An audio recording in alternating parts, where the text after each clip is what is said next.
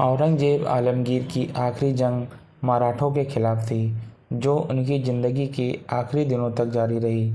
ये जंग दक्कन के लड़ी गई, जिसमें मराठों, राजपूतों और सिखों ने मुग़लों के खिलाफ बगावत शुरू कर दी थी। 1681 में औरंगजेब ने अपनी फ़ौज के साथ दक्कन का रुख लिया, जहां उनका सबसे बड़ा दुश्मन संभाजी, शिवाजी का बेटा था।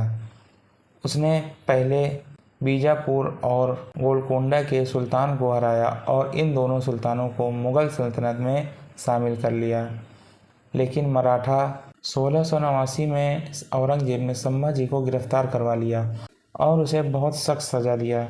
आखिर में उनका कत्ल कर दिया गया, लेकिन इसके बावजूद मराठों की ताकत कम नहीं हुई। संभाजी के कत्ल के बाद ताराबाई, संभाजी की बीवी, ने मराठा लश्कर की क़ियादत संभाल ली। सिर्फ उनके पास यही एक तरीका था। मराठा सिपाही रात के वक्त मुग़ल लश्कर पर हमला करते, फिर जंगल और पहाड़ों में छुप जाते।